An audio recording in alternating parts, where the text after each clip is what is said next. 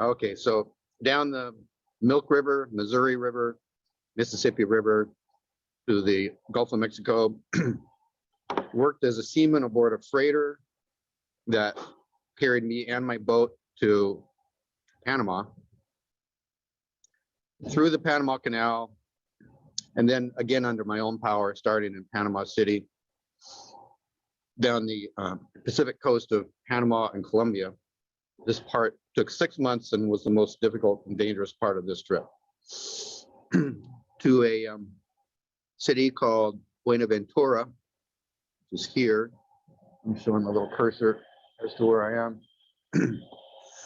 That was the second of 4 parts on this trip.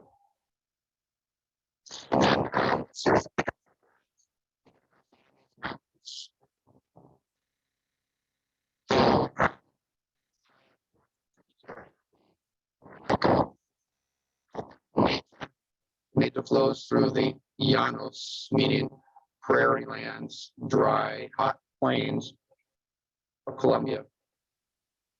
And then it flows into the Orinoco. Out the mouth of the Orinoco, one of its many mouths. And that part took about 9 months, I believe. And then the final phase was island to island through the Caribbean to get to Miami. So that's that. Okay, any questions about that? As necessary. She's not very good.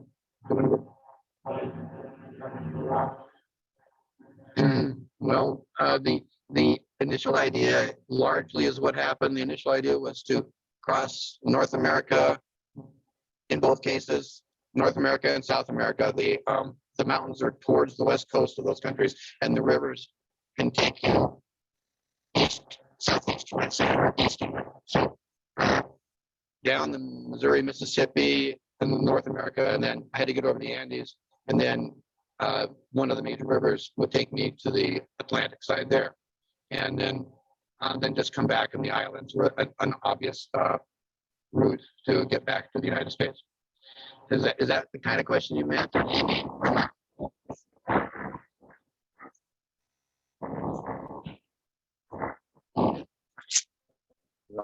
That was problematic.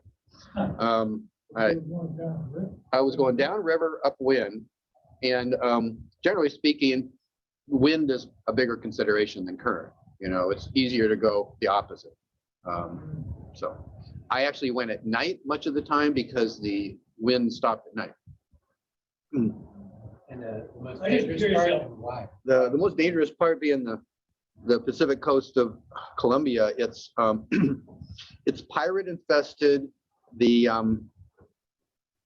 current and wind, the light is in the wrong direction. It's uninhabited almost, and really bad. And the tidal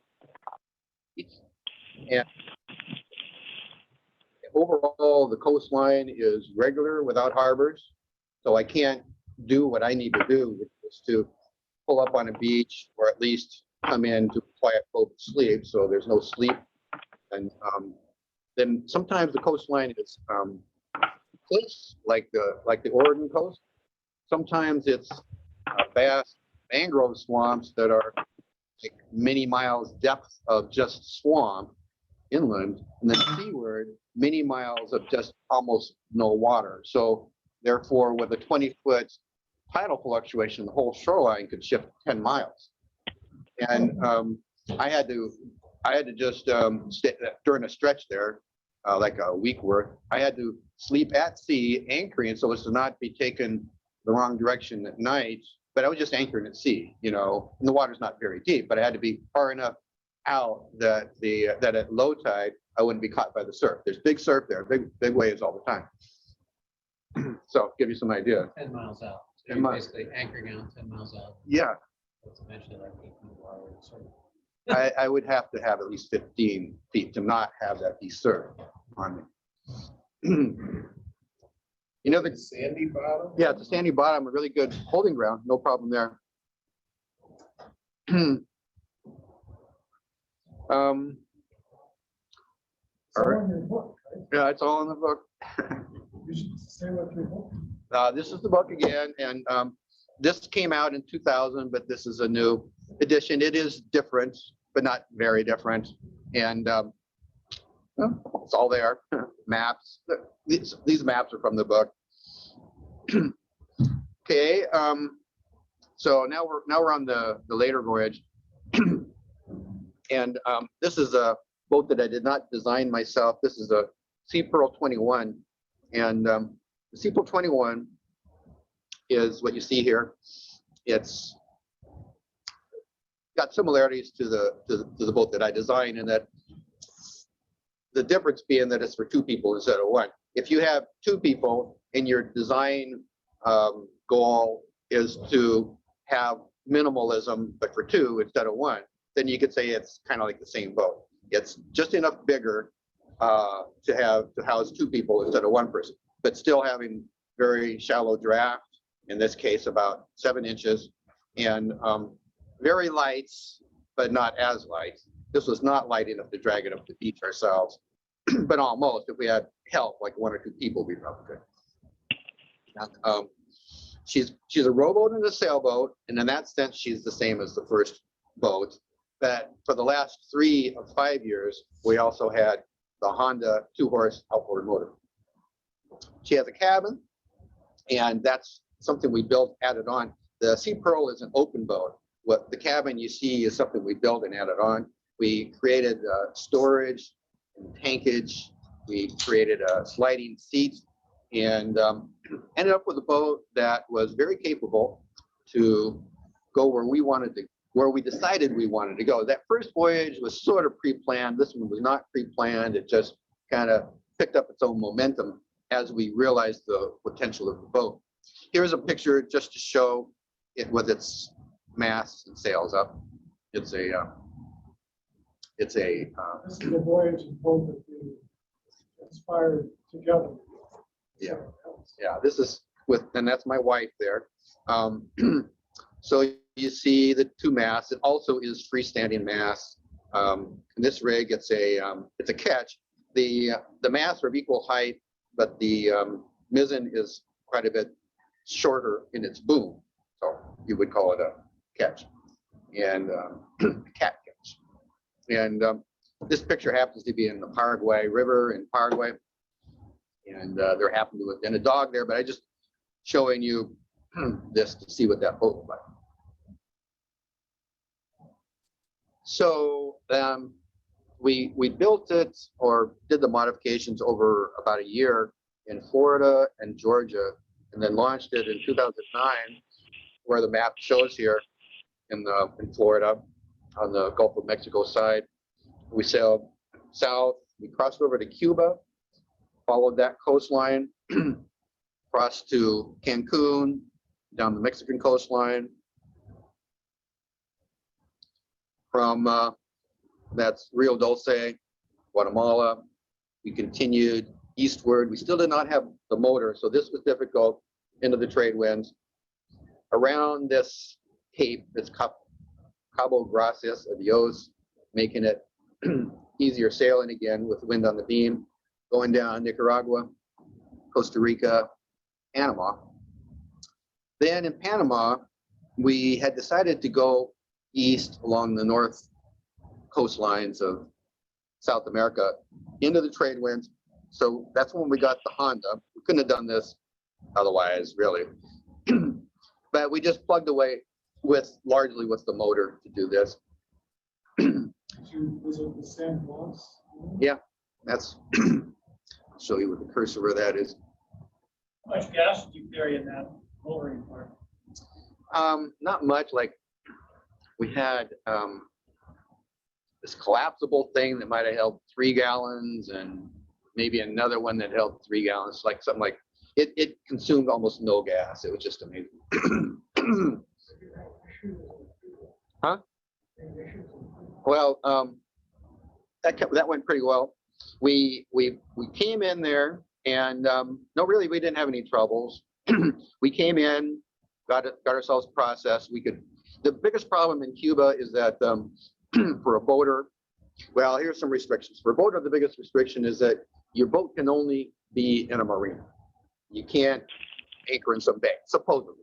And there aren't very many marinas, really. So that's hard for a small boat person that wants to go just during the daytime and stop someplace at night.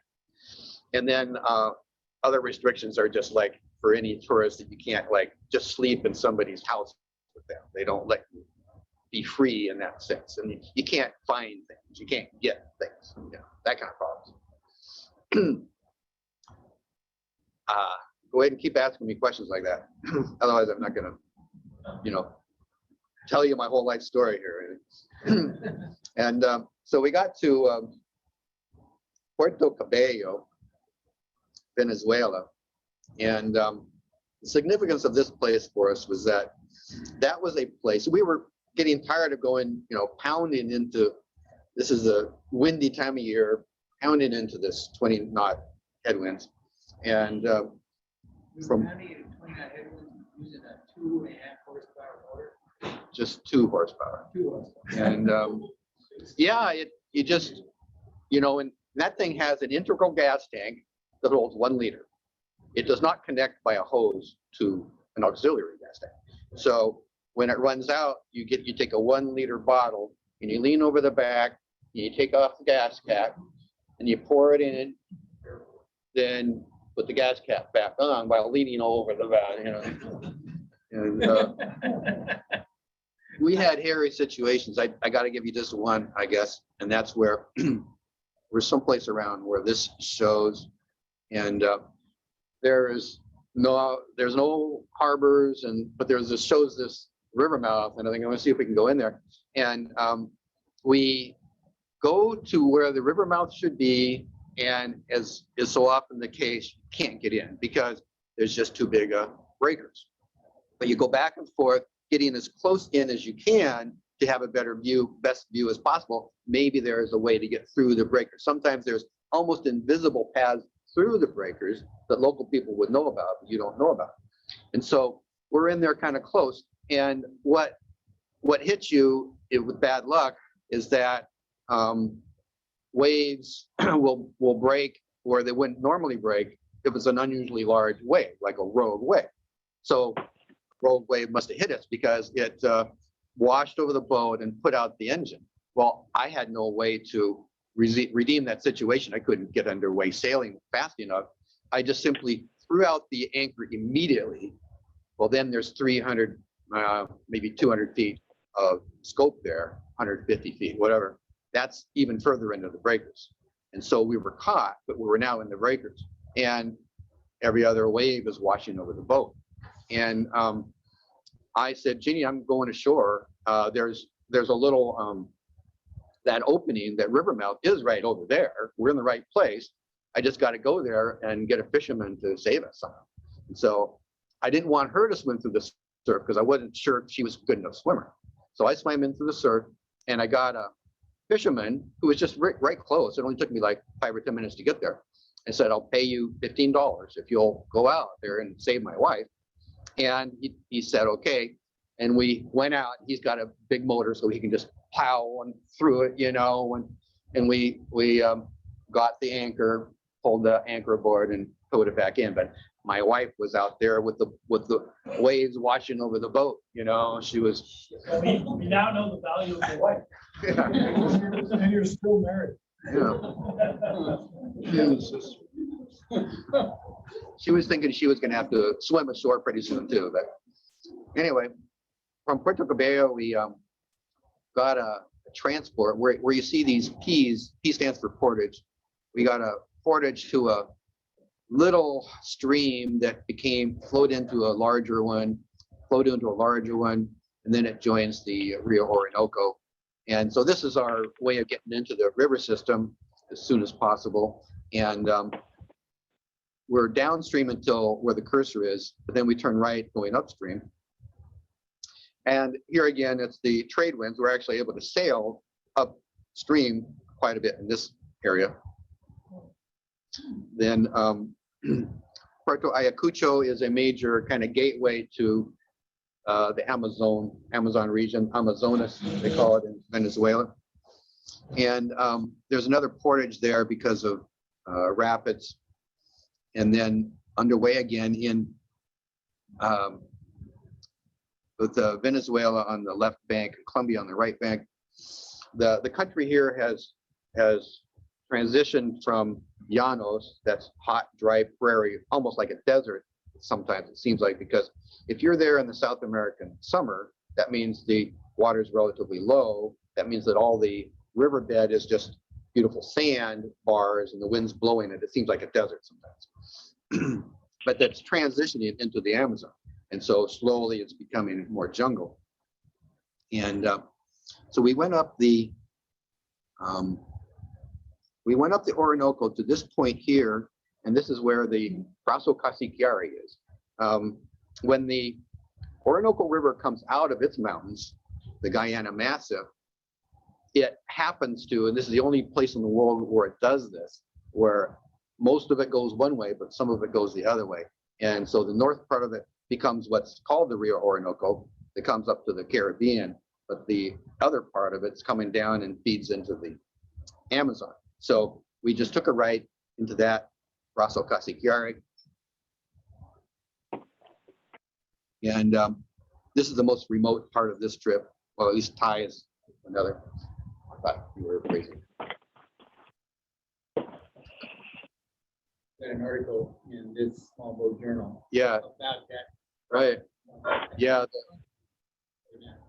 Yeah, actually, it's the prior to the one that's out right. And yeah, I wrote an article about that, about the Brazo Casiquiare, back door to the Amazon.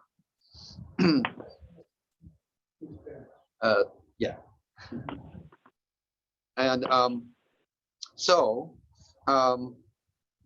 then that river flows into the Negro. The Negro is the biggest tributary of the Amazon. The Negro is a very big river, and we were there in its high time, which meant that sea horizons are always present. You can't see land in some direction, and it can be so big that there can be like if you draw a cross section across the river, there can be a channel that's say 2 miles wide, then an island that's 2 miles wide, then a channel that's 2 miles wide, and an island 2 miles, and another channel. There can be 10 such islands and 11 such channels. This is called a fluvial archipelago, thousands of these islands. And one time we slept in a cove, in a lake, on an island in a river. You go into you find lakes inside of the islands because you're looking for smaller water to have sheltered situation. The Negro flows into the Amazon here at Manaus, and we spend time in these places. We spent 6 weeks in Manaus. Yeah, that whole region is probably the most beautiful and fascinating. There, the villages, I would tend to call them towns, but you go down these rivers and there's a town like maybe every week on average, and that town is a somewhat sophisticated town. It will probably have some city streets and some cars, but everything comes there by boat. There's no roads connected to anything else, and there'll be a government office and a few stores, cyber cafe. And there may be an airstrip, probably. And then there's nothing else until the next. You don't tend to see villages or isolated houses. It's starting to get jungly there, Amazonia, or is it still land? Well, that's total jungle. And what I try to explain about the height of the river, all these rivers tend to fluctuate like 40 feet, and the land being flat, that means that in their winter, you call it the high water time, it covers just a vast area. You no longer really pay attention to where the river itself is, at least in our boat. You just kind of go whichever way you want to go. Sometimes the trees are all covered up. Sometimes you can see the tops of the trees, just a bit of them, you know. Really?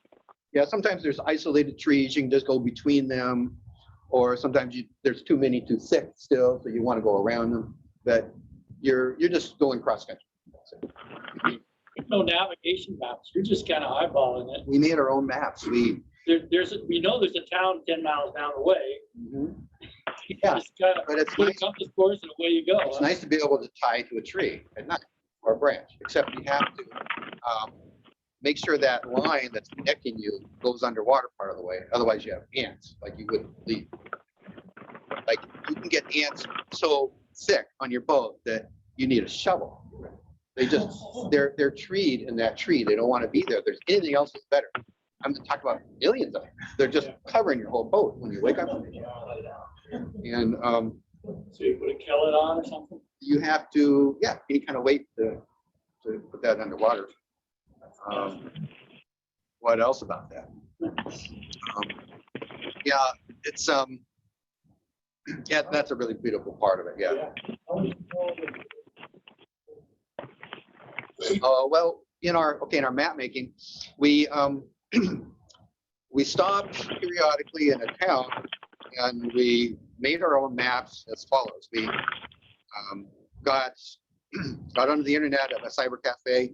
We opened up Google Earth, and then Ginny found an add-on to Google Earth where you could create art on top or vector lines. So we click on the shorelines, note where the towns are, and then that vector art gets converted to show as a map on our handheld GPS. Our navigation is by a handheld GPS with a screen about this big, and we have it kind of attached to the the mizzen mast in front of us, and we see where we are, and we know that we have to go over there to go to town to get provisions.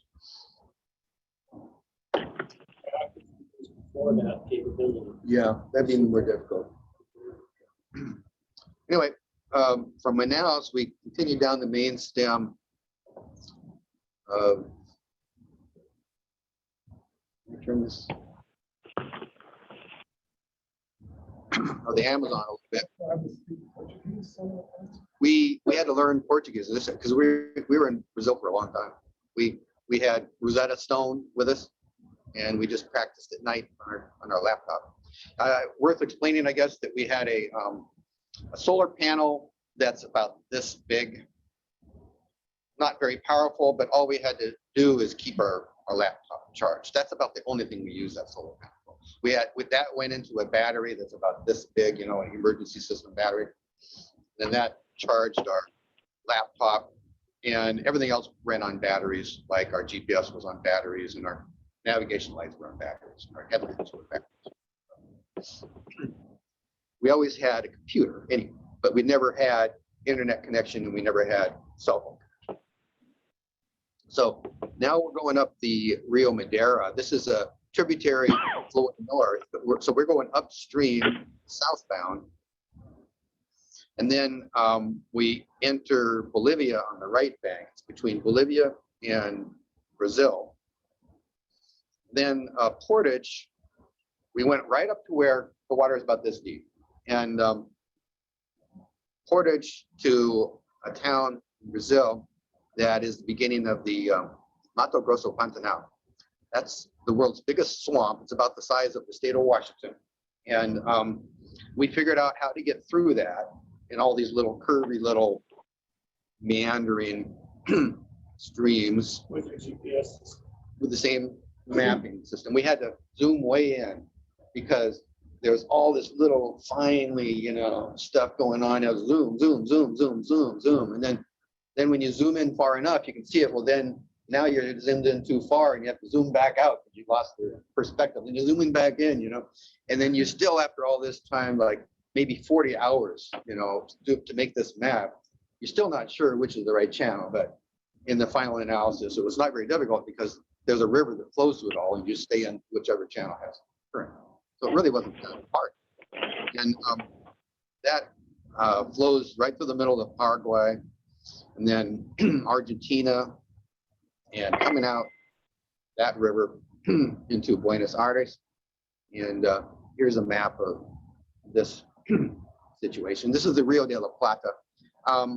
The river flows into the Rio de la Plata. It's actually called the Rio Paraná at this point. Then there's another one called the Rio Paraguay. they form the Rio de la Plata. The Rio de la Plata looks like the Gulf of the ocean, but it's actually fresh water. So it is appropriate to call it a river. And the furthest we went was Montevideo. Then to go back, we chose to go by way of the Rio Uruguay. Still jungly there, or just kind of? It's kind of changed somewhat. It's not jungle so much. There's more agriculture.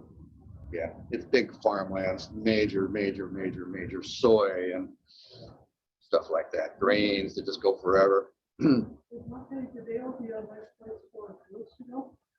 is a beautiful city. I mean, I wouldn't say it's like architecturally all that beautiful, but it's really nice. It's a beautiful setting. Uruguay is a beautiful, friendly little country. It's kind of a little jewel. It's really nice. Yeah, Uruguay is a lovely little country. So we chose to go up the Uruguay River, and that's with Uruguay on the right, on our right side, and Argentina on our left side. Then it became Brazil on the right side and Argentina on the left side. Motoring. I should mention that at some point way back on the Madeira River, the Honda 2-horse blew up. Well, its rings and piston all, gone. So we got a down there they call it it would translate into a little tail. It's where you have your motor on a pivot and the propeller shaft goes back to the propeller and it's all just pivoting. You can turn it long. Yeah. It's got a tiller which just turns the whole thing because it's sitting on the balance board. So we had one of those, which is what they use. They use that more than outboards. Yeah. It is a Honda, but yeah. So we're using that much of this time. Going up river, later on we were able to fix the Honda, but we still used the little tail for upstream sections because it was a 5-horse instead of a 2-horse. Okay, so we did a portage here because we were on like the wrong river. We had to get over to this Rio Paraná. Jenny had gotten pregnant. We had our baby in Foz do Iguaçu, which is interesting location. 3 countries come together: Paraguay, Argentina, and Brazil. And where they come together is probably the most beautiful waterfalls in the world, Iguaçu Falls. It's very large and very beautiful, a big tourist attraction. We stayed there a month. We weren't on the boat all that time. We were a couple of weeks in an apartment, a couple of weeks guests at a yacht club. And then we completed that. We had the baby, and we continued again. Carried around the falls. We got right around the falls. A big drop. Yeah. Then we continued up the Rio Paraná. Now, I should explain that on this phase of the voyage, the rivers here are heavily dammed, much as the Missouri is, and so you go a ways, and then there's a dam you have to get. Sometimes there's locks, sometimes there isn't. One way or another, you get to the above it. There may be free flowing for a while, but then there's another dam. I think there was like 6 dams we had to get past as we're going up here, and then. So it's not locked. You have to ride. Yeah, we're always getting rides from. The most common would be like somebody has a boat trailer. If they have a boat, they might have a boat trailer, or a commercial hauler, or in some cases a big truck. And in one case, it actually sat on top of somebody's big pickup truck with a bow over his cab and the stern hanging out over his tailgate. So. How heavy is the boat? How heavy is the boat? The boat, with everything out of it, weighed about 800, 750, something like that. Yeah, we would, as necessary, find people to lift it up. And let's see. There's a major portage here. If you can see where my cursor is, we got to the highest, here again, we got to the highest point. Well, the water was only this deep. Can't go any further, but that's okay because there's a road there. We got a portage to the river going same direction, but it's now going downstream. And this is called the Araguaia. And with our baby, we're going down this river. This is long. That's a 400-mile voyage. That is about 400 miles. Yeah. Wow. So you talk someone into taking you for 400 miles. Yeah. And several $100s. I forget how much. Maybe about $400. And we had a problem when he got us to the destination, place called Bajo de Garza. It on this next river, and there was a boat ramp there, and we're arriving at night, and he's acting a little bit nervous, our driver, and he backs down to the river, and he gets his rear wheels in the water a little bit, and it was inside of a huge van kind of thing, you know, and with doors. It's totally closed, and but it was looking good because all we had to do was open these big doors and just slide the boat right out. You know, the boat could just be slid out of the water. Only problem is that he just starts to kind of scream some words in Spanish, Portuguese, and the whole truck rolls backwards into the river with our boat inside and us inside. And the river was in spate. It was gushing, powerfully turbulent and everything. And he yelled a word that I didn't understand, but I knew that we needed to somehow try to block the wheels because it hadn't gone all the way in the water yet. But by the time I'd gone 50 feet, it was in the water. And Ginny had jumped out with George and got on ashore, but he had stayed in there, and the whole van just went right into the river. And then the force of the river turned his boat like this. So he's now like pointing upstream, and the water level was almost inundating the cab. You know, there's 6 inches worth of cab there, but the van box is tall, so you can see it quite easily. And he has swam ashore. And so I swam out there. Well, to get there, I had to go upstream a ways because it's like, I had to go upstream, jump in the water, swim out about 25 feet, get to the back. Well, the back is no problem because there's like a big eddies there, you know. And I very calmly opened up the doors, and there's my boat floating. No big deal. It's a launch. Yeah, it's like opening up a dry dock or something. You know, it's just she's ready to. It's like taking a horse by the bridle. You want to go with me, don't you? Come with me, you know. And I took her to shore. There were some other bits and pieces I had to try to catch. So he had a bigger problem than I did. The driver he had a lot bigger problem. How'd they get the truck back on the beach? They got a big tow truck. I think it was 2 tow trucks, and they got divers there to hook them up properly and stuff. Yeah, it was not good for him. Brakes failed or something. He was real fly by night. I didn't realize how sketchy he was. He didn't have any parking brake. His That's what he was saying in Portuguese. you know what he said was I can't quite remember the word cauchy or something like that, and that means pants. And I thought, what about pants? But it turns out that same word means a chalk, you know, chalk the wheels. He wanted me to jump out and get a rock or something. Well, he should have thought of that. His like 3 things gave out at the same time: his clutch, his brakes, his everything, you know, into the river. That's why it was so cheap too, you know, that ride.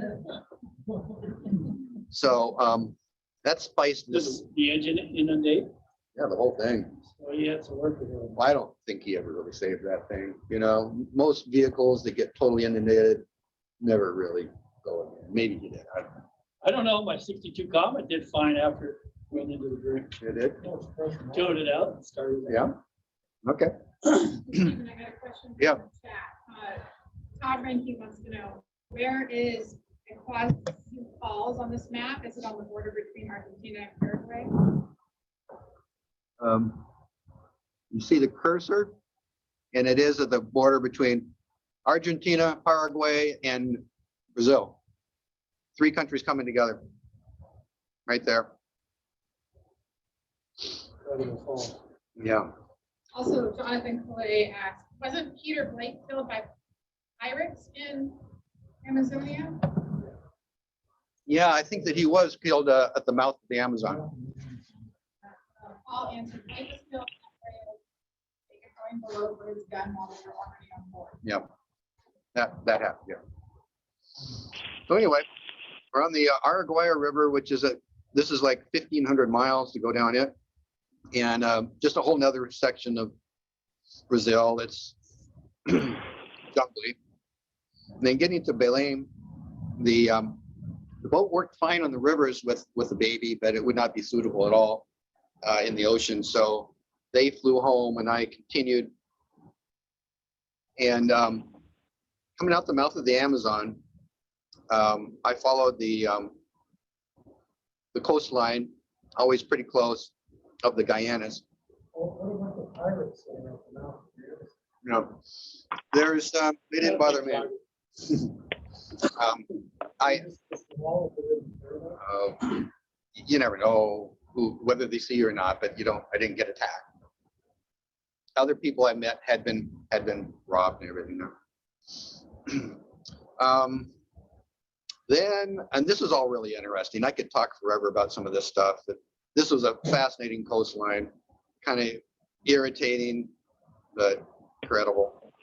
Then, Pretty sandy, jungly. well, it tends to be mangrove swamps. And what the river does, the Amazon River, this is to me an interesting fact. The Amazon River is bigger than the following rivers combined. It's bigger than the second, third, fourth, fifth, sixth, seventh, eighth rivers combined. That's how much bigger it is than any other river in the world. And it's taken out such a volume of silt that that silt doesn't just go straight out. The equatorial current takes it left and northwest. So it's building up the coastlines there, and everything is, the reason it's all mangrove is that it's had eons of silt building up. And well out to sea, it's shallow, and the bottom is just muddy. So you can be miles offshore and get stuck in the muck. You don't realize how shallow it is, and then you just stop and you stick your hand in, and you go down 3 inches, and then after that, it's just like yogurt. So I got stuck like that. And it's really hot and buggy, and again, it's real high tidal fluctuation, which is difficult when there's shallows, because to try to get into a river mouth or something, there's a long distance you have to go, and then when you get there, it's buggy. So what was the big part of that? Well, it's straight downwind the whole time, making good progress, and Current is positive. and the current is positive, probably substantial. It's just an interesting part of the world. It's a cultural mix that you would never see anywhere else.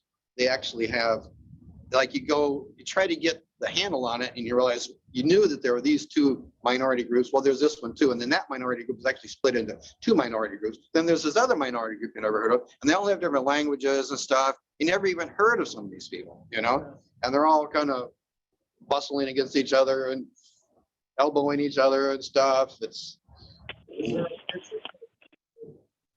Allows them to speak to each other. Yeah, like for example, in Suriname, they have something called talkie-talkie, which is, I guess, their pidgin. It would be a combination of Dutch, French, English, Portuguese. What kind of typical speeds do you make with this boat, say, going down? Yeah, it can do 6 knots, more likely 5. When we were in Belize, we heard their vision, which was mostly English. Presumably English, but it was totally. Yeah, there's so many different languages along the way, but often they'll also speak regular English or regular Dutch or regular French or something, It's got lee boards. Yeah, both my boats had lee boards. Getting towards the end of this voyage, I got into the islands. I followed the islands, meaning to do more or less what I'd done in my first voyage. But when I got to the Dominican Republic, here's what happened. I knew that I was going to need refuge soon upon reaching the Dominican Republic. And so I looked at the Satellite photos spied what I thought would work.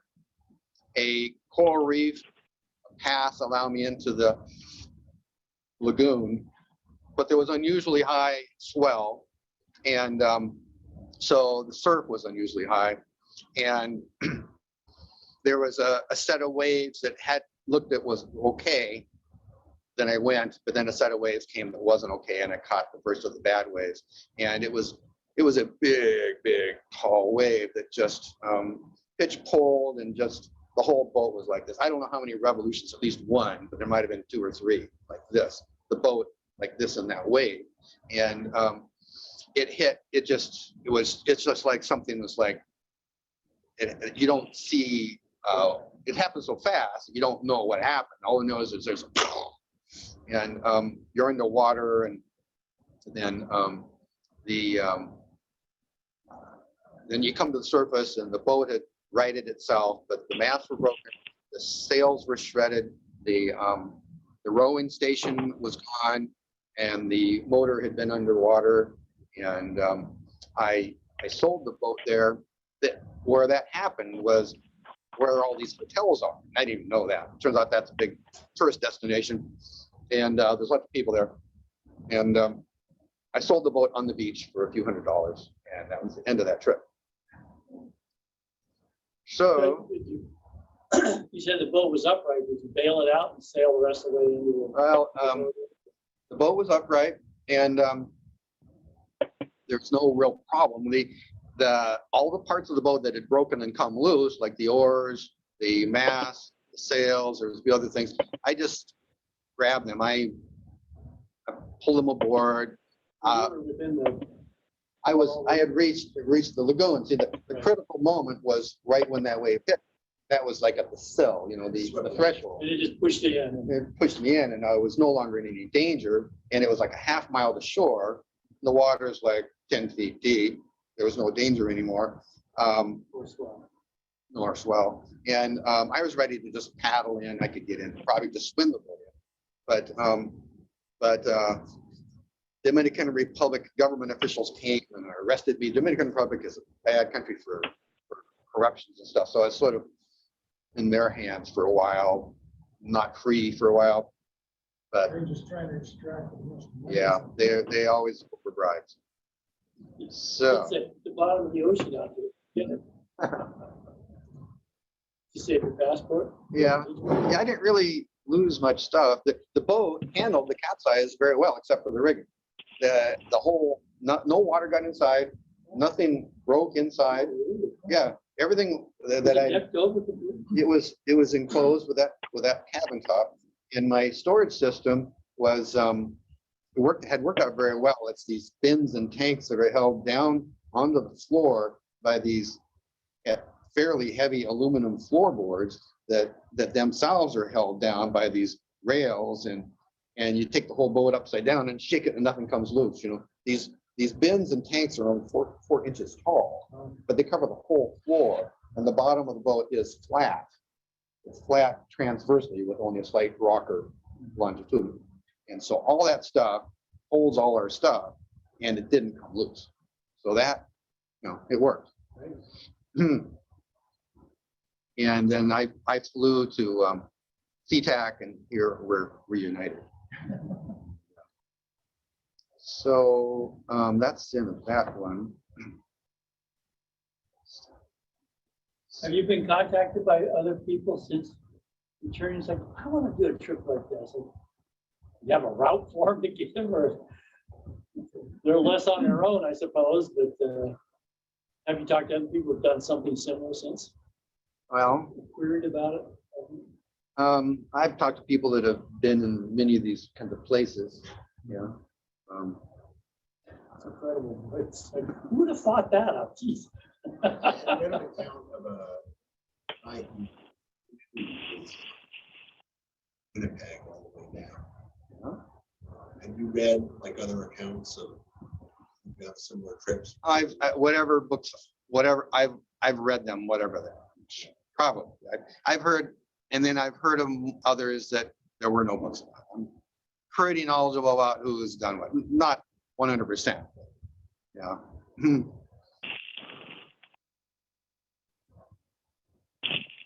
So there you have the voyages, and let's see, I still have some more to show you. There, second. Yeah, that's where it's going. Yeah. Have this all organized. What was the most beautiful part of the trip? What did you like the most? Oh, probably the Rio Negro. Rio Negro was just very beautiful.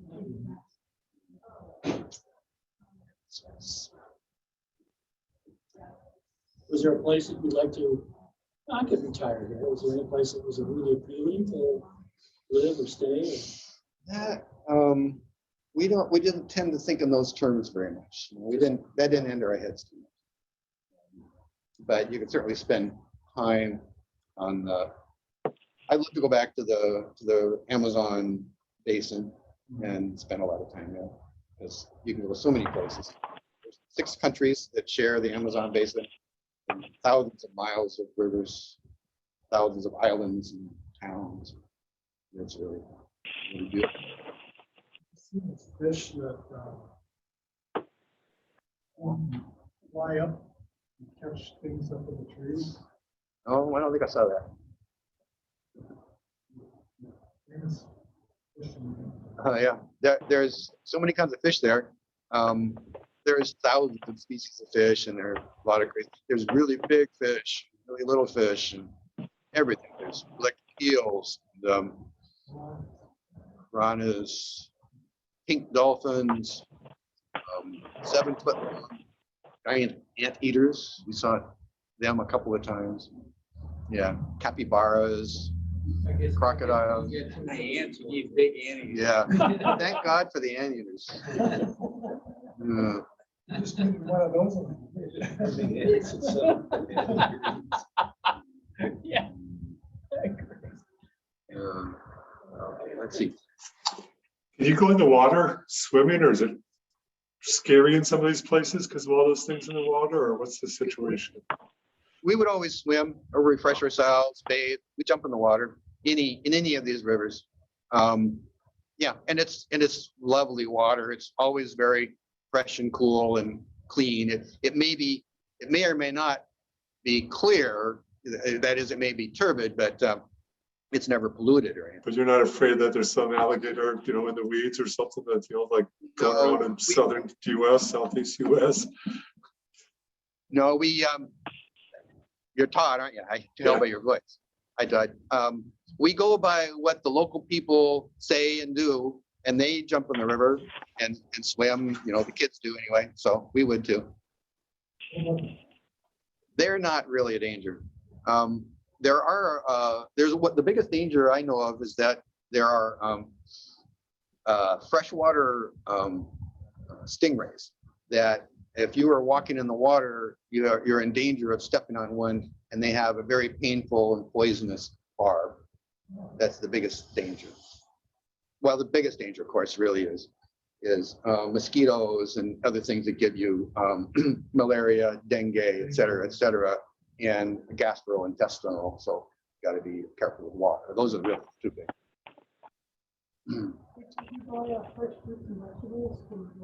Yeah, just along the way, we just bought whatever there is to buy at whatever stores there were, and we just cooked stuff. We had a little camping kind of stove, like for backpacking.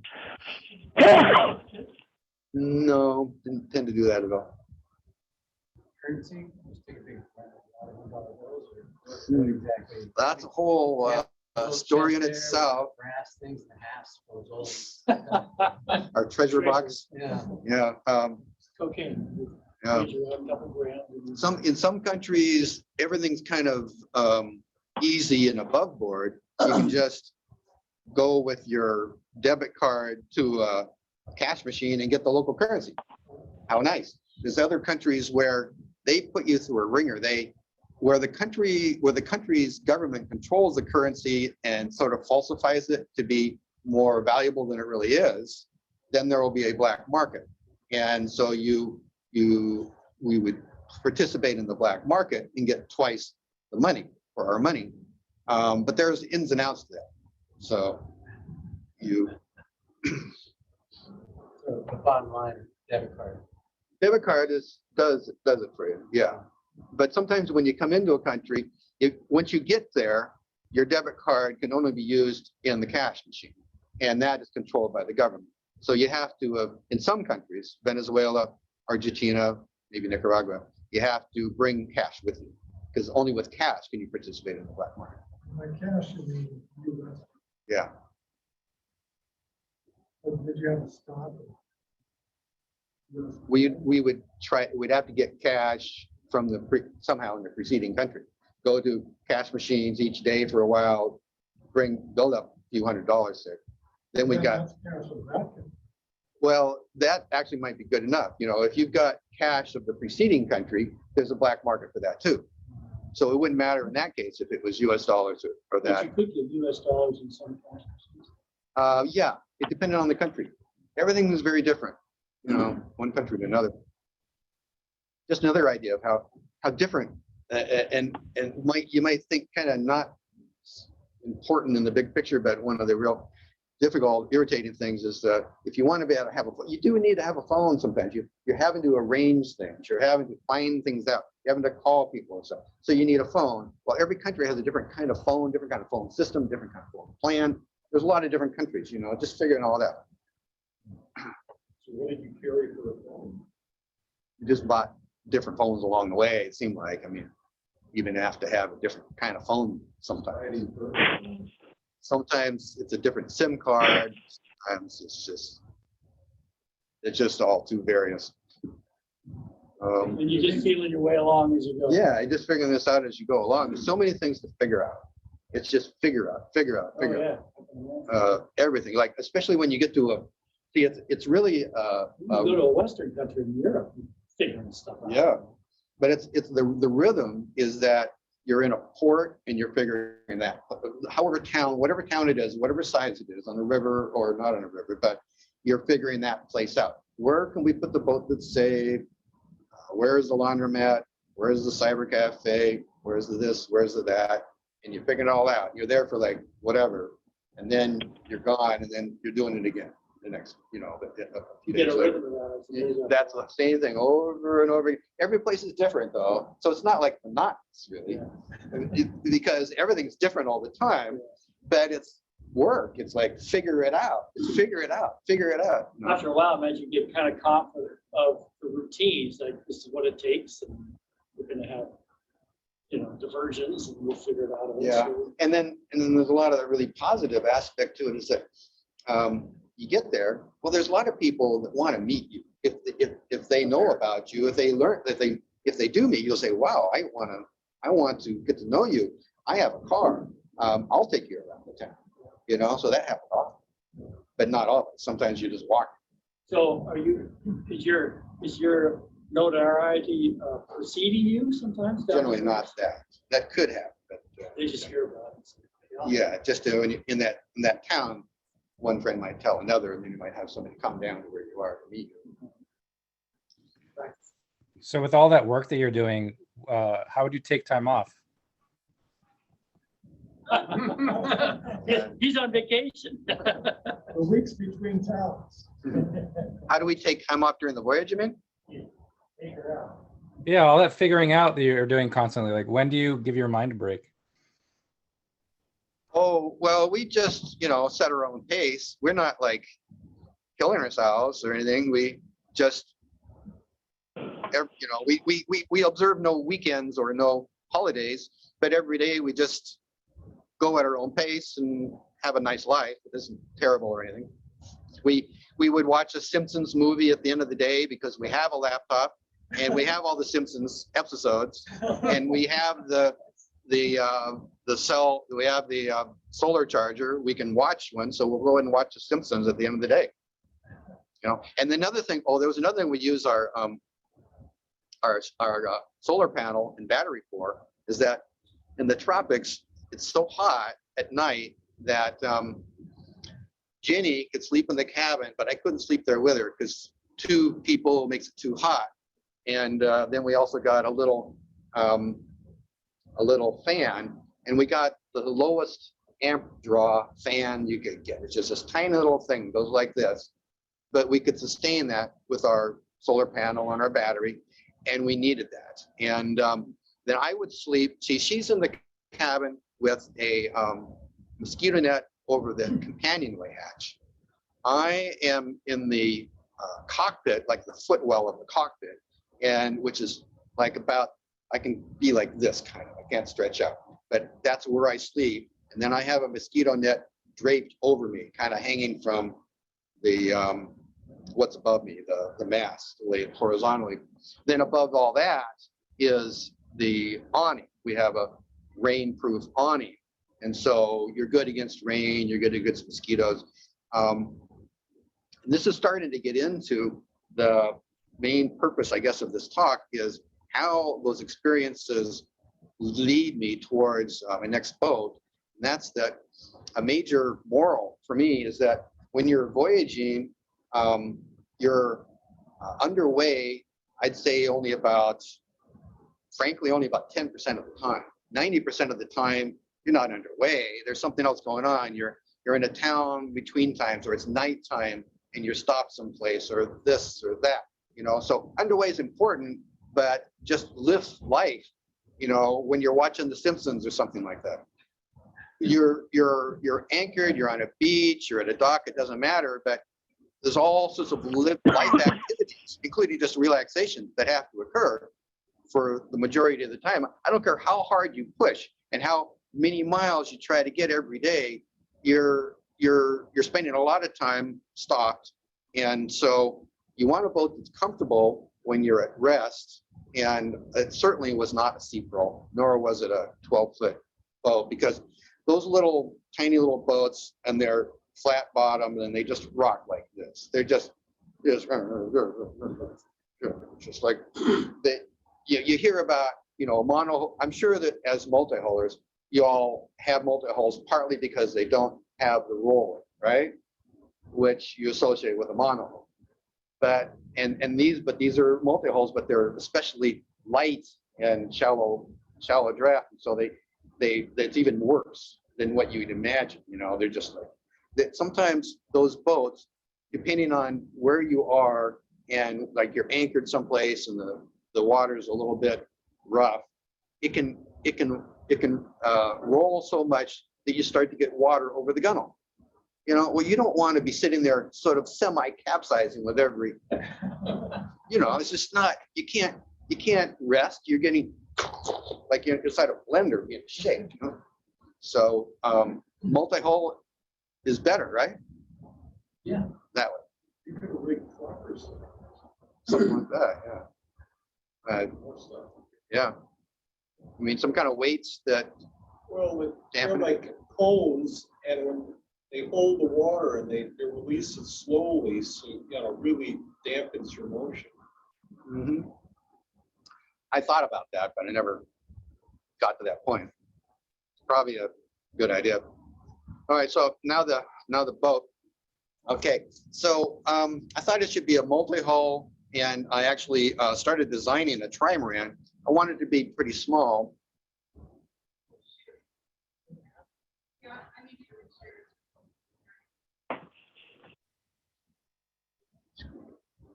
Stop the video. What? The green button that says share at the Yeah. bottom. Okay. And say yes. Okay.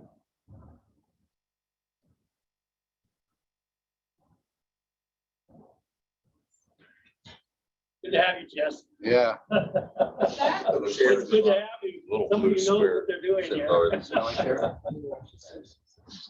Okay. Okay, you're good. All right.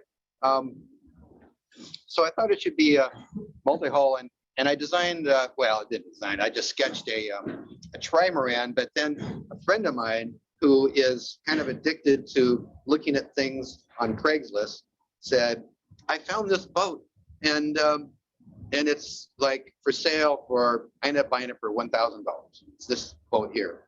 And this was made by a guy for the 2015 Race to Alaska, the first Race to Alaska. And it's a proa 30 feet long, weighed 450 pounds. It's got a mast that cocks based on the shunt, and it has two rudders, and Fore and aft, of course. it cocks fore and aft. And Where's like the rudders? the rudders are here. If you can see my cursor, this is a rudder, and there's a rudder back here, and then this is the lateral plane. And I never sailed it that way. I got it without any sail. I didn't bother to make a sail for it and try it. It didn't suit my needs anyway, so I've never sailed what you're looking at. And it has this skin-on frame. It's just like some kind of cloth, nylon or something, painted with epoxy. Not feasible for a cruising boat because you can hit it with a hammer all day long. You're not going to make a hole. You stick it once with a knife and it goes right through. And it also has no abrasion resistance. When you drag this thing on anything, where that cloth is on top of the frame will just rub off, so simply not at all feasible, cruising sailboat. And anyway, just in case you're interested in that boat, which is called Palindrome, here's a picture of its sail. But that boat doesn't exist anymore because I'm taking it in a different direction. I'm using the, But it can go both of them. that one good, yeah. Right. Yeah, I'm narrowing the focus to a single direction. Huh? You're reducing. Yeah, and I remember making that decision back when you and I first met, and you were talking about proas, and you were somewhat inclined to the idea of a unidirectional proa, tacking proa.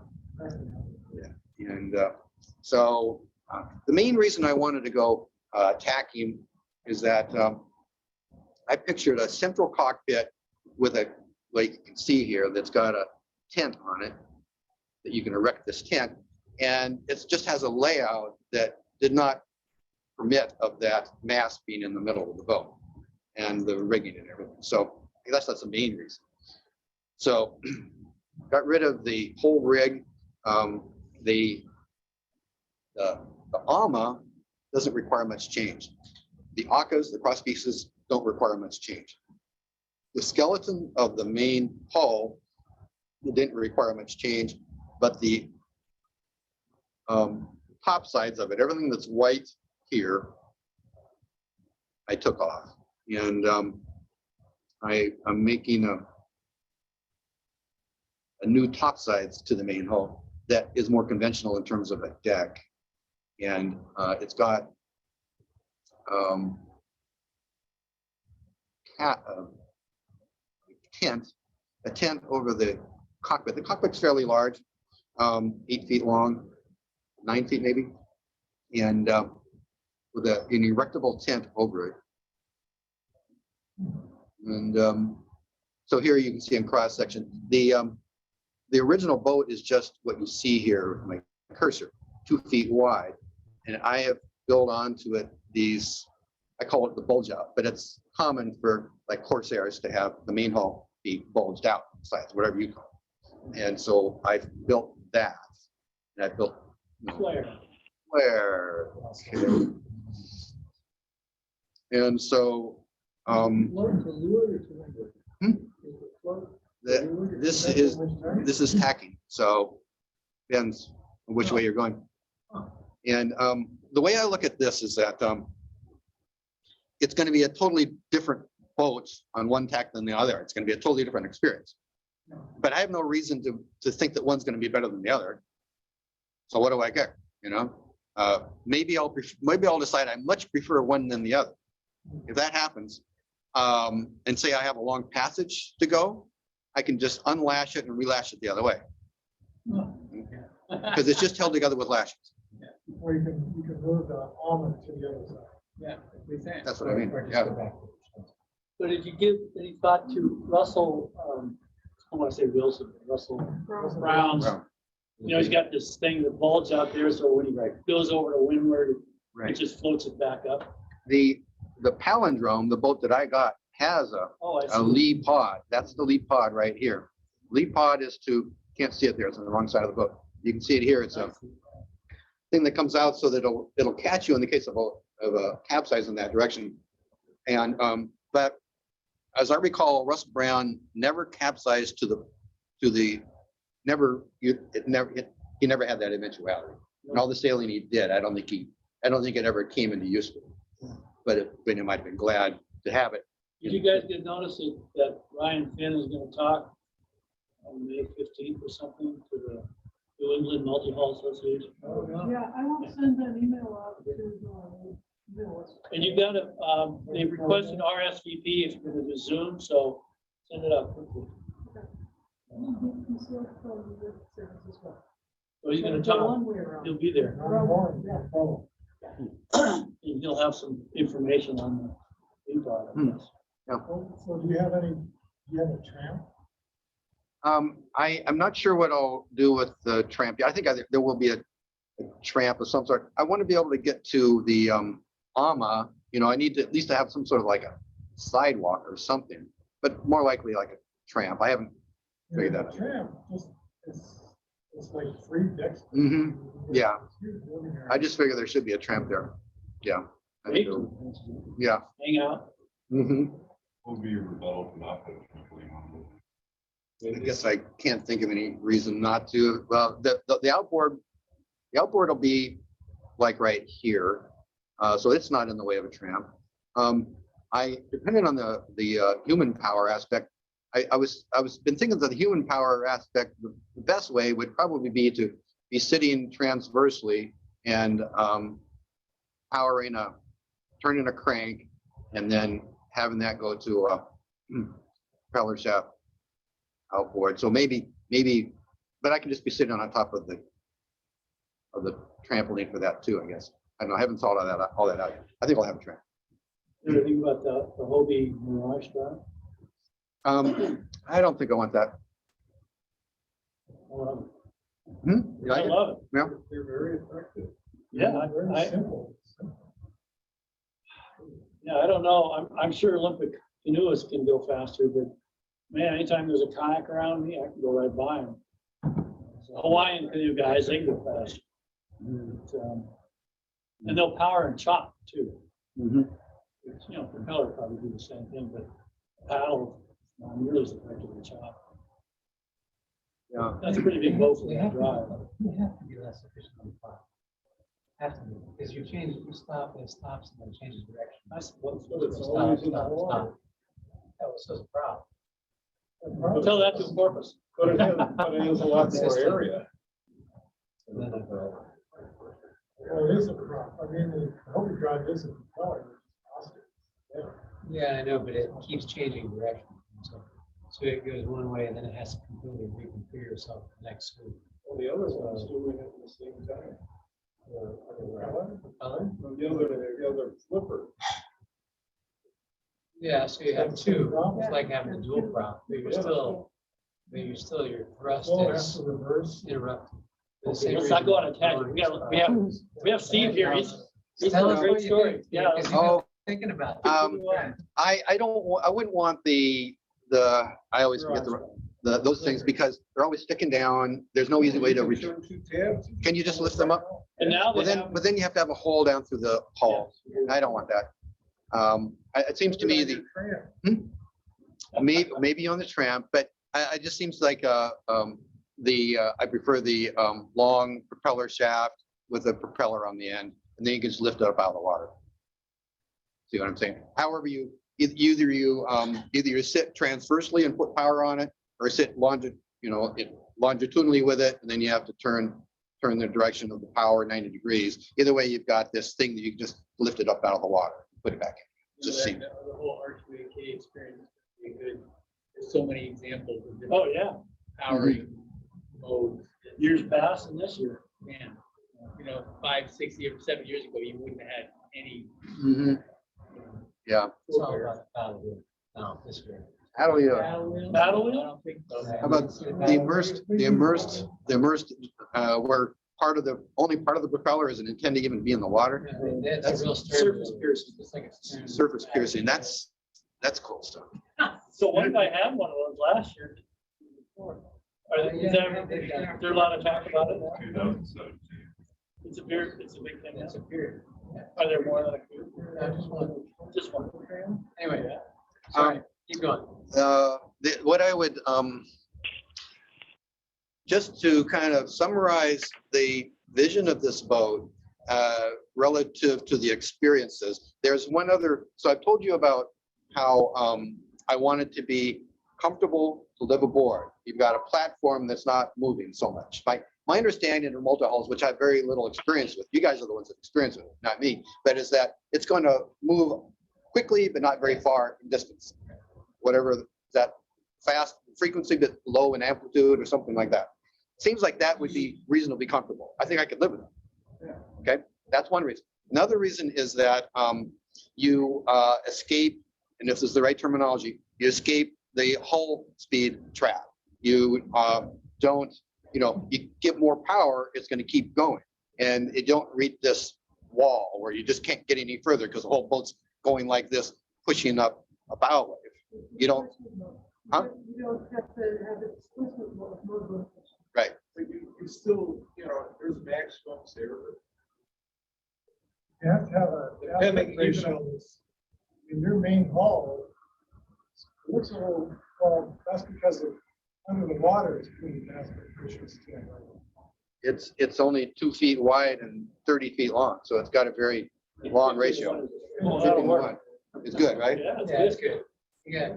So I have the outboard motor already. It's a 4-horse, and I've already, that is, before I tore the boat apart, I put the motor on it, and it goes 9.4 knots with just a 4-horse. So that means it's hydrodynamically very efficient. So I'm happy with that aspect of it.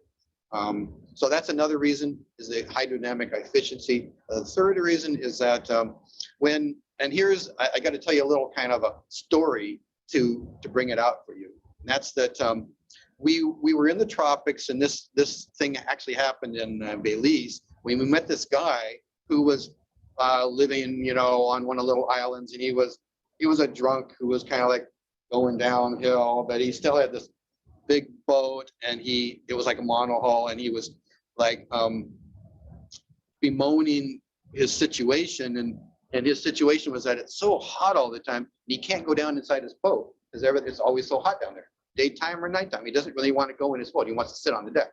But a boat should, if that's the kind of boat you're going to have, it should be designed like that from start. You shouldn't have a boat that has all this stuff down here that you never even want. You should start with just being a deck and have sun cover over that. So I want a boat that is for cold weather, number one. I'm not interested in cruising very much around here. And well, maybe around here, but not further north. And I want whatever that awning is to be either there or not there when I want it to. There might be a bimini or not a bimini. There might be the whole tent. There might be nothing at all. I want it to be changing with my needs. There is one other thing about this, and that's that the boat has what I call a pilot berth here.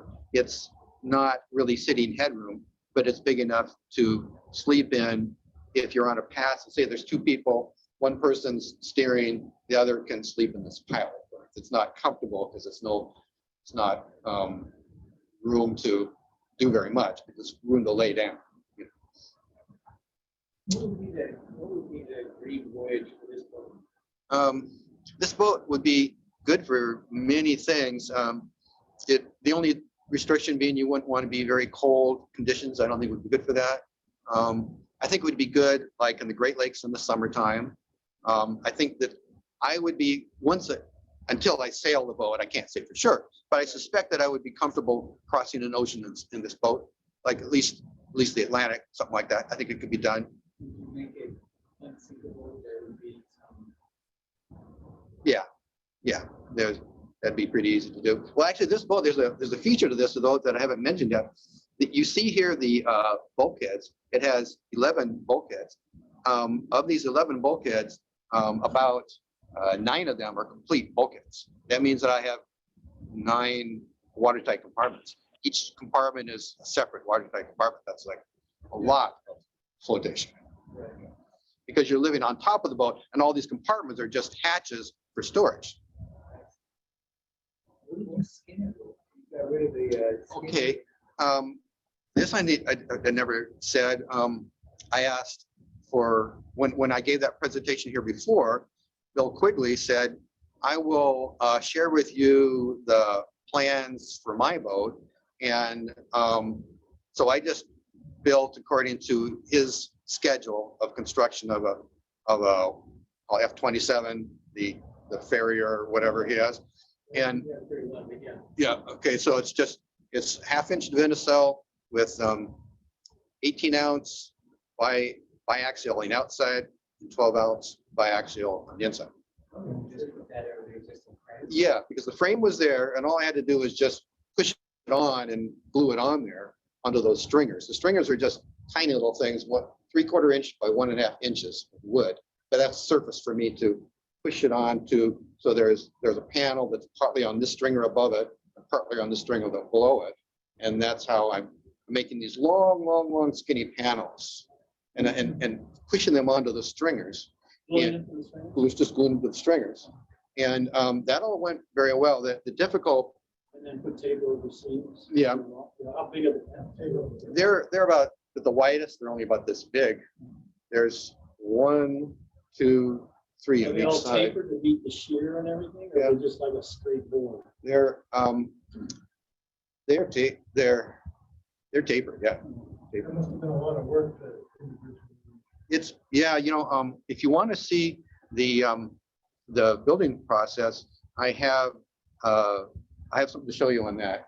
And for that, I need to go onto YouTube. So Maybe we get a link to the YouTube from, we can put it on our website.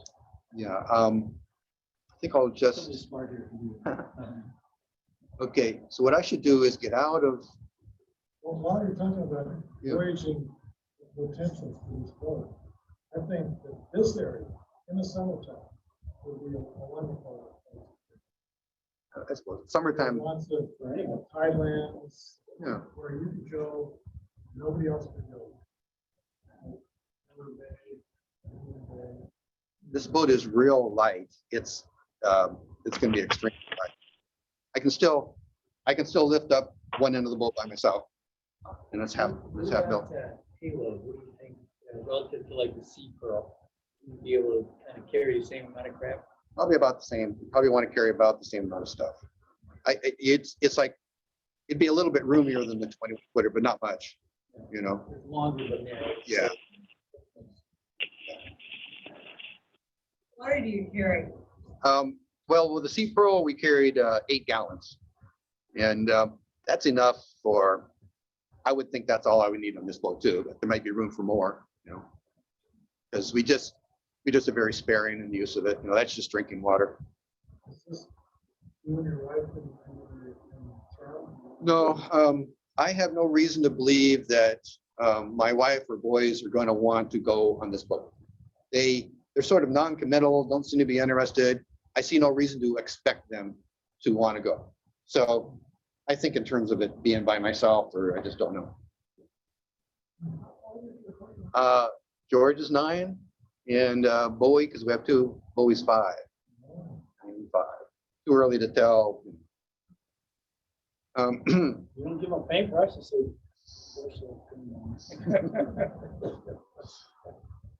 Right, let me show you something else here now.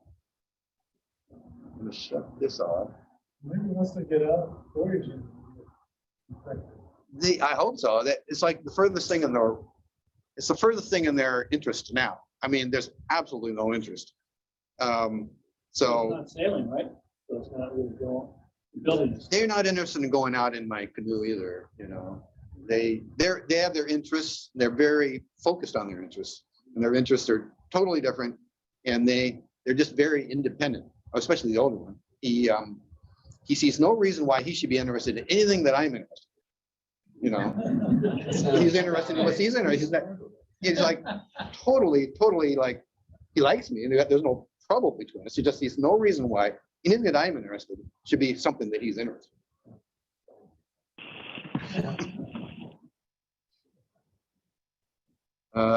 So screen sharing and stuff. I want to turn on YouTube.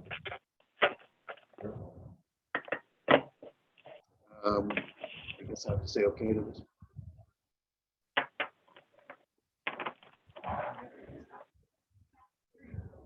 Okay. So, okay.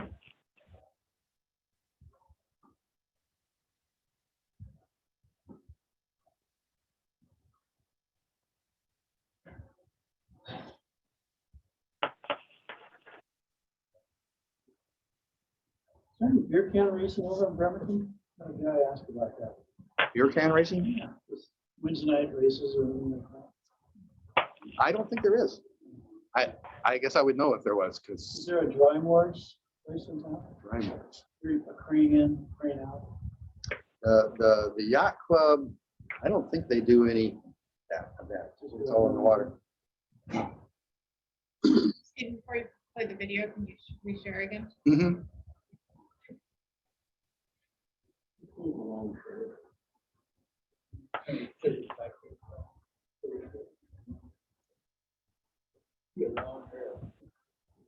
That could be done really well. I was making a video on town channel, I think it's launching. This is the trailer. Oh, the wood trailer. So it launches a trailer and the trailer was sitting at the bottom.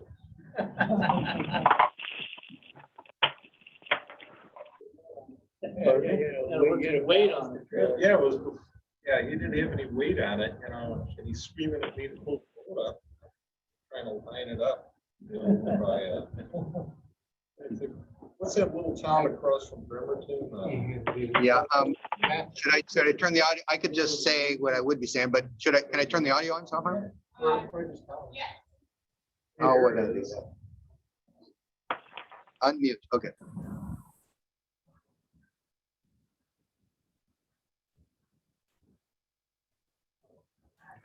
I'm unmuted, but I'm not talking.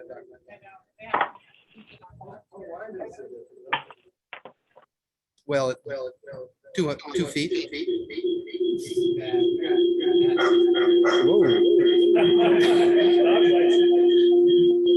Okay, I'll just say.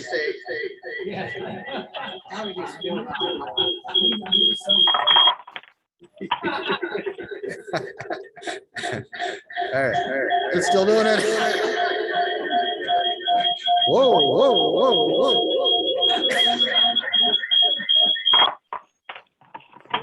Gary, outer limits.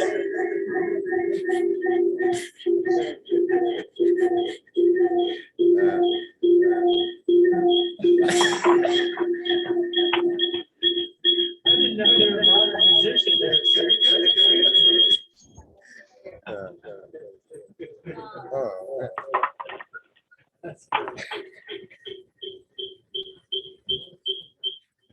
Turns my laugh into some kind of psycho movie or something.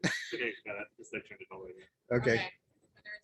Okay, I'll play this video and I'll say what I would be saying in the video. Okay, so here's the video of when I had torn off the top sides and I had taken off the skin, but I had by this point in time put on the new skin. And so these are the stringers, 3/4 inch by 1.5 inches. These are the original bulkheads that are plywood, and I'm explaining that. And I put this control string, which is to measure down from to determine the shapes of things. And I had already at this point put on the new skin. I make the skin complete with this inner fiberglass before I put it on. Then when everything's done, I fiberglass the whole outside, and I'm explaining that. And then these bulkheads, yeah, glass on the inside of the plank. Yeah. So I'm just explaining how I had made the skin per the farrier, schedule, and glued it on to the stringers. How much weight are Well, I lost weight by tearing off all sorts of other stuff, and those bales are very light. Now I'm explaining how the boat used to be in its top sides, how the shapes of those bulkheads, determine how the thing that I had torn off, because I did not take off the bulkheads. I just tore off, the plywood that had been attached to those bulkheads. And so at this point, I'm explaining how those are going to stay there, but those are to be sistered onto to create what I call the bulkhead extensions that are going to come up to points that are determined vertically by their distance from this control string above. I'm just explaining that, how I'm working that out. Yeah, the bulkheads stay there, and they're getting new bulkheads sistered onto them in an upwards direction, and those bulkheads are the same schedule of materials. Here's my first bulkhead that I'm showing how it's gonna just get. Yeah, same kind of laminate.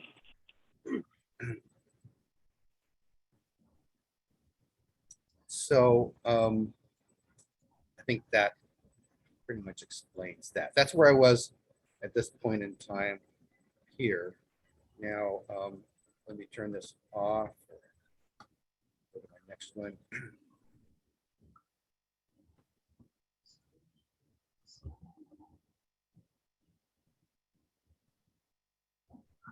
Here's a whole video about when the Proa was still palindrome, if you're interested in that, but that boat no longer exists. So here's the next one in the series.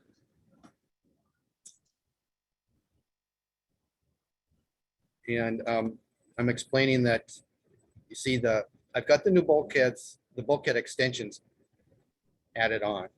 They're created. At this point, they're not bonded in place, but they're created. So they're showing what the top sides are going to look like. And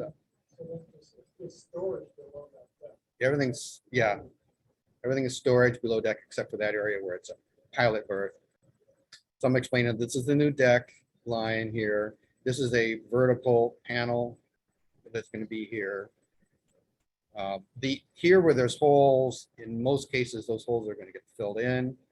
Here's a bow piece. That's the bow of the boat. So I'm just talking about how I'm going to put these other panels on. Yeah, it'll be, well, it's for a 30-footer, it's not very much.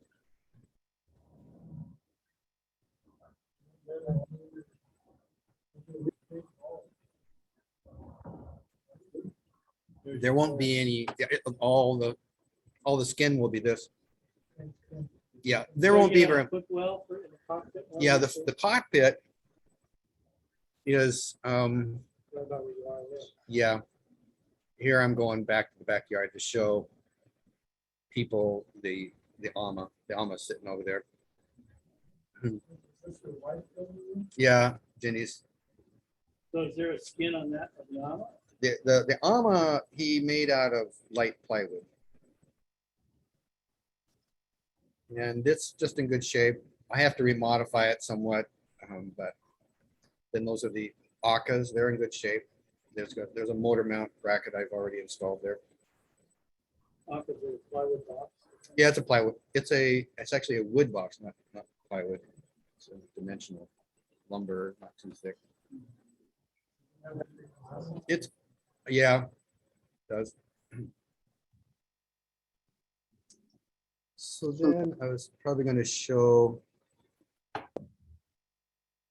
yeah.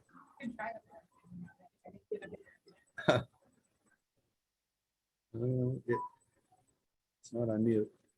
So I'm probably just explaining the different compartments, between bulkheads, what's going to happen between each bulkhead. And it might be of interest when we get back to what's going to be the cockpit. So that's the beginning of the cockpit, the forward edge of the cockpit where my left hand is. Well, yeah, I'm looking at the pilot berth section that won't have sitting heaven, where you can lay down. And I had to make a thing coming into that space, so there'd be a 6 foot of length in that berth. Little cocoon there. Yeah, just a coffin shape. It's like an F-31 popped in. It's getting there. Okay, so here's the cockpit, and So it's a narrow cockpit. narrow in terms of the footwell, and then wide Sit on seats. the- The seats on both sides are meant to be, they're like a little bit too wide to be a seat, but a little bit too narrow to be a berth. So kind of like 30 inches. Right. And so you can use it for either one. There is some temporary panels.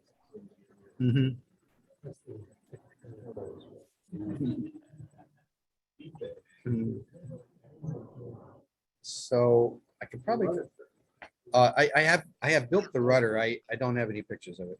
I have, You have to do the infill again, right? Everything has to serve two purposes, right? it's a kick-up rudder. I've made, I think it looks pretty nice. It's stainless steel and aluminum, made by professionals on my design. It's looking pretty good. It's a kick-up rudder. It's mounted on the very- Yeah, it's on the very end, and it'll be a stainless steel kind of encapsulating thing that goes over the top back corner, you know, that sharp pointy thing. And it has a skag to attach to.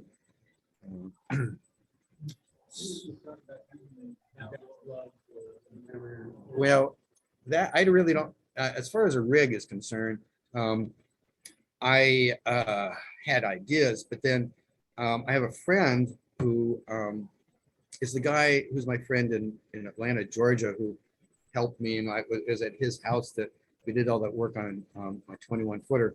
He is like a multiple boat guy who gets this boat and then that boat, and he's got parts left over from this boat and stuff. And he had this rig that he gave me that it consisted of two 20-foot carbon fiber masts. I thought a good mast height for my situation to have it be a two-masted boat. And the sails, and it's all complete with the sails and the booms. It isn't the rig that I would have chosen, but it's free. So I'm going to just put that on and try to live with it. Yeah.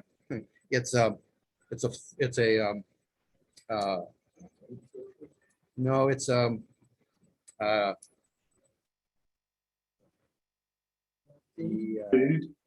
it's triangular. I'm just trying to think of the full length battens. Yeah, it's full length battens, triangular in shape, with freestanding masts. And there's one more freestanding mast. Well, I don't know how things are going to work out.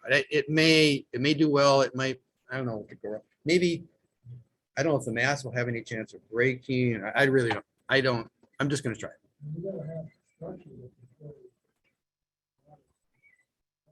Well, it's meant to be freestanding. They're meant to be freestanding, but it's meant to be freestanding on a monohull, and this is freestanding on a multi-hull that'll have better stability. So it might place too much burden.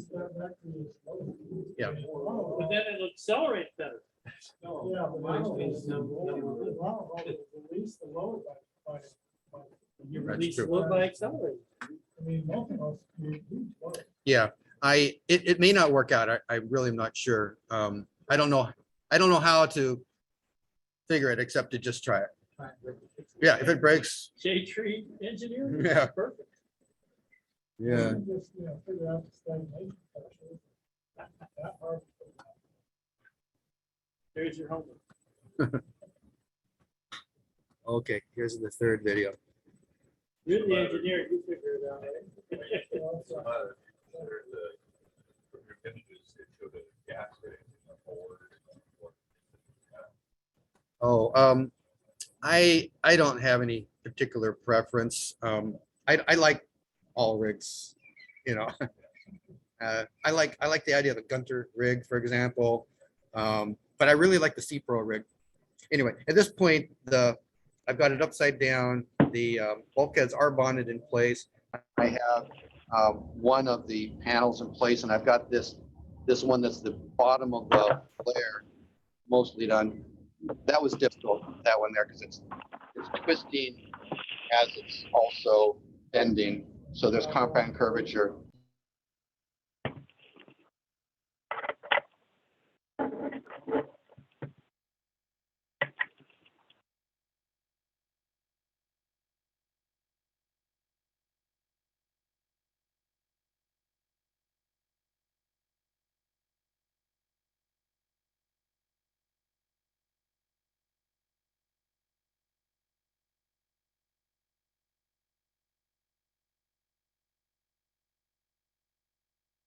So mostly it's 15-foot long panels, but I think there were occasions when it was all 30 feet.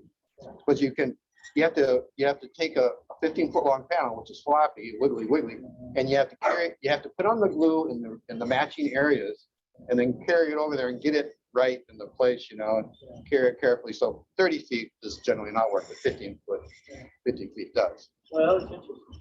How much weight do you have? It's like double the weight or something. Well, it's, you know, this material doesn't weigh much. It's I haven't weighed it yet, but what you see there is what it is now, and I can pick it up one end by myself and lift it up. Interesting. There's a boat. So that's really the end of my presentation, I guess. That's pretty impressive. It's pretty cool. I like the whole shape. Yeah, it's got like looking at a rowing shell. That flare goes all the way to the bow. Yeah, it goes all the way back. There's another aspect of that I really like, is I like deck area. I want to be able to walk forward to the stern, and yeah, you need to be able to walk around and get around. So it has lots of deck area. Really. So let's talk about how attack control works. So on one tack, you have the float wing, and presumably you maybe have a steering stick or a hiking stick. You can get out on the deck and use your weight to go down, going up there. On the other tack, you have the float to leeward, and you rely on the float. Yeah. Right. Yeah, I think that's true. From blanket roll to, Yeah. This is called Caribbean color. Yeah, because the Pacific Proa, they think that the AMA should always be to windward, and so if I come to that conclusion, like I said, I can undo the lashings and change it that way. But Yeah, it's pretty fascinating. Will you start screen training? When's the launch date? oh, not yet scheduled. Just want to make sure I'm there. Yeah. I want to see. So the pictures that we just saw, was that last year or was that just last month? That was the end of last summer, and so the main hull is complete except for the deck and appurtenances, but At the little sleeping area, all deck. by the end, hopefully by the end of this summer, we'll have it decked and enclosed and all that. Yeah, and it'll have it has crown and a little bit of flare. So there's compound curvature there, but not very much. So I think that I can torture it in place. There's some of this, but not too much of either one. So I think I can get it in place. So when you're planking it, you put a bunch of glue or something there, thinking epoxy in the spot here? where you're gonna put the Right. tank in. Yeah. And then you have to screw it in place, or Yeah, you get the panel kind of ready. You put it in place on a dry run. You run a pencil on the inside to know the matching area, and then you daub it up on both sides. And what you do to make them stay in place includes spring clamps and regular clamps and sticks coming down. It's a carport, which is nice because you've got a roof above you and you've got sticks sticking all directions, you know, pushing here and pushing there. And I in cases made like Spanish windlasses, you know, where you have to make this thing where these two things come together by making ropes coming there, you know. It's all these different things that are trying to push it and go in different ways, you know, all over the boat. And because no place is at very much pressure. If you just stand there and hold it, well, who wants to stand there for 4 hours like this? And then you need 10 other people doing the same thing, you know. That worked for like 10 seconds. So on the Game Boy, you know, they can play on one thing. Mm. That's so, imagine yourself going down one of these Amazon rivers. The benefit of this relative to a seafront would be you have more area to move around. Well, At the rest, though. well, the primary benefit. I guess I didn't fully explain one of the advantages when I talked about the hull speed limitation no longer being present. Well, when you're on those rivers in the 21 footer, I'm looking back and I'm seeing this big wake. I think, what a waste, you know, these big waves, you know, and those rivers, it was just barely possible for us to do what we did because the rivers often reached a velocity that equaled our maximum speed. So we were able to get upstream in all those places just barely. And there are many other rivers that we could have gone to if our boat was faster. So you really resent the inability to go faster. And so with this boat, I can go a lot more rivers. I was able to go on a lot of rivers then, but with a boat able to do not quite twice as fast, but close to 80% additional speed, I can go on a lot more rivers. This is a 5 horse. 4 horse. 4 horse. Mhm. You're doing 9 now. Mhm. Steve, last time you had your presentation here about 2 years ago, the idea of this boat was we wanted to do Greenland, Iceland, and down into Europe. Is that still? Oh, I have an idea of a voyage that it's just for discussion purposes. It probably won't happen. There's reasons why it would not happen, frankly, but I'll say it, and that's to go to the western end of the Great Lakes and just go through all the Great Lakes from west to east, which would be beautiful because the winds are from west to east. And that'd be a good summer or 2 summers. And then out the St. Lawrence Seaway, sail to the Azores, I think is the place to go. I think that sounds really nice. And then I would like to go to North Pacific? Atlantic. Yeah, that's a major crossing, of course. And then from the Azores to any place in Europe and follow it, go around Europe counterclockwise, go around it clockwise. And so when you get to where in Germany or Poland, where there's canals and rivers, take them to the Black Sea. And then with the current war situation, why not? And join the Ukrainian Navy or the Russian Navy. Yeah, right. And come into the Mediterranean, go out the Straits of Gibraltar, go down the coast of Africa to a jumping off place to the nearest point of Brazil, which is really not very far, and then cruise the coast of Brazil, which has some nice areas I have not been to, then back to the United States by much of the same routes that I've been on before. That would be a way. Yeah, that's another book right there. Yeah. Each time is a longer period of time, 3 years, 5 years, the next one's 10. Yeah, right. And I may not make it back myself, Yeah, right. because I would be 100 years old by then. There's books written about both cruising and rivers. Mhm. There's a one British guy in America. Extensive voyage. Mhm. Yeah, I met a woman that had gone, like what I said, through the canals and rivers, Danube down to the Black Sea.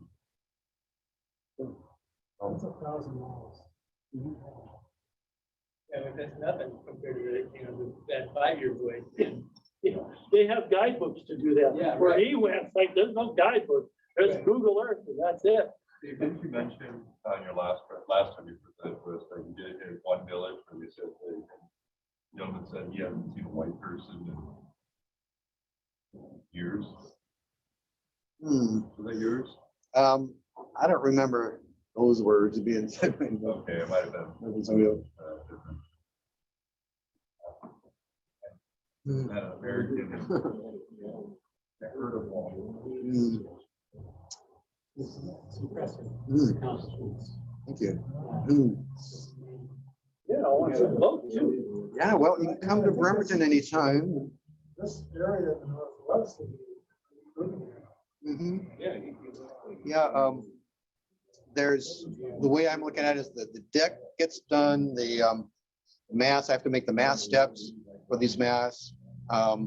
There's not much left to do on the rudder, but I have to make the lateral plane, which will probably be another lee board, that's outside lee board, a single lee board on the outside.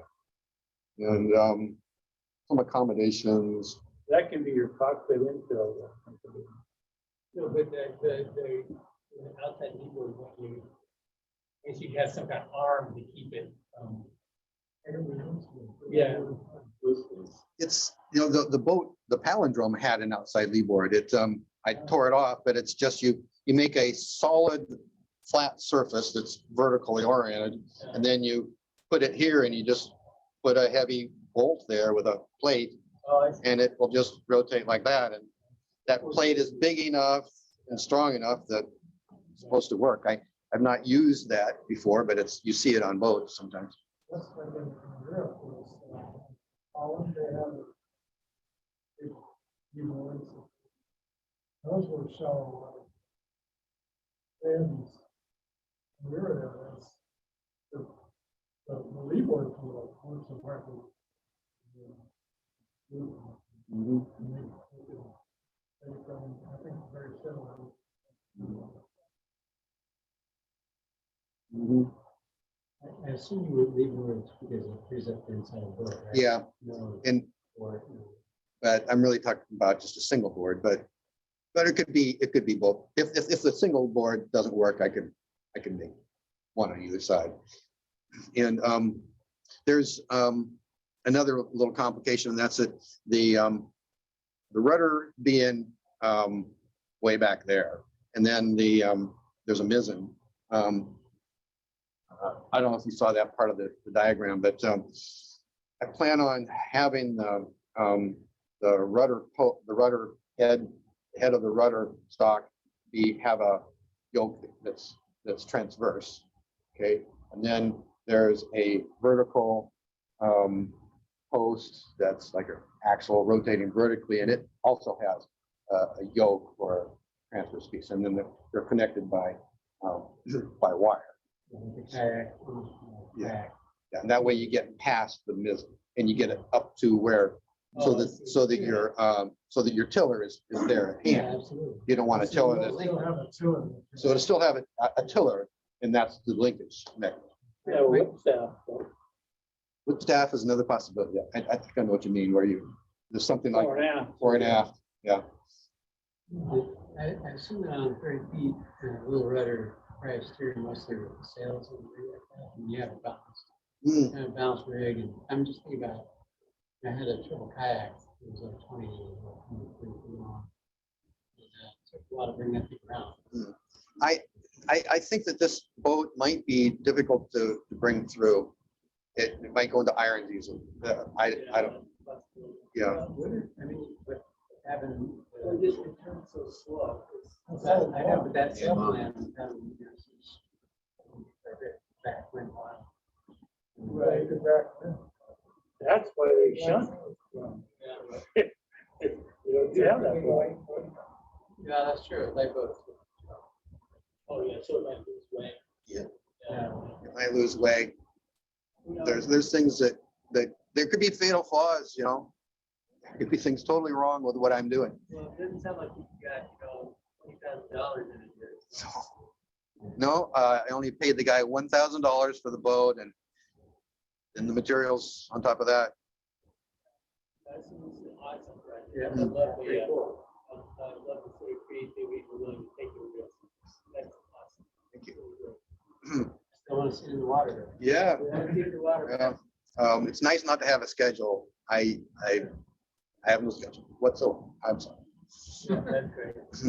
I'll bring Chris Slow over week through August to see it and get a real kick out of it. Yeah, and she's sitting there. If anybody is in Bremerton wants to look at her. But I made good progress last summer. I got a lot done. I hope to get a lot done this summer. And it's fun. It's fun. I think we should probably knock off the